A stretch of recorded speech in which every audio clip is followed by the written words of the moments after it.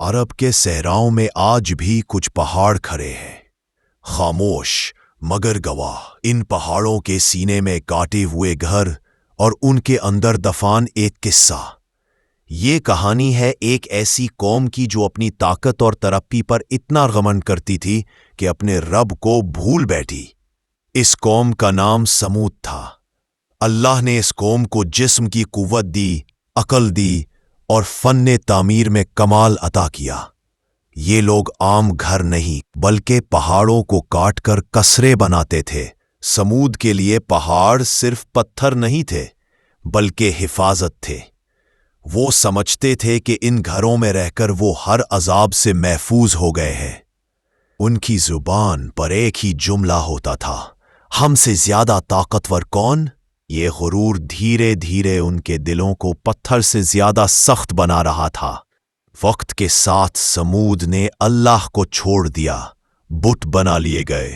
ہر قبیلے کا اپنا معبود اور سچ بولنے والا ہر شخص دشمن بن گیا۔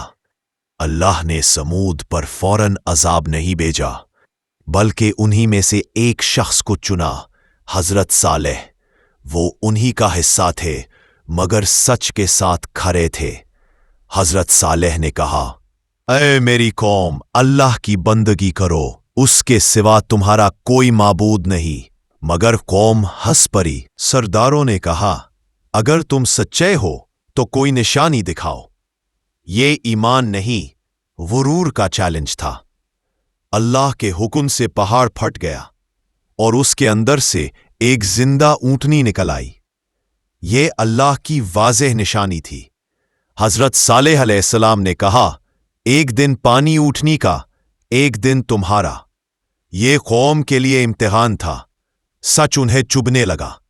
رات کے اندھیروں میں سازش رچی گئی۔ فیصلہ ہوا اونٹنی کو قتل کر دیا جائے۔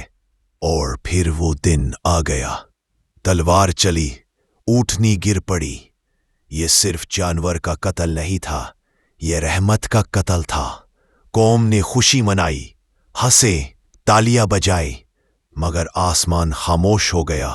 حضرت صالح علیہ السلام نے کہا، 3 دن باقی ہیں۔ پہلا دن چہرے پیلے، دوسرا دن سرخ، تیسرا دن سیاہ، چوتھے دن ایک چیخ اتری، زمین کانپ اٹھی اور سمود اپنے گھروں میں ہی مر گئی۔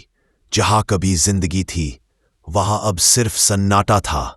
پہاڑ کھڑے تھے مگر قوم ختم ہو چکی تھی۔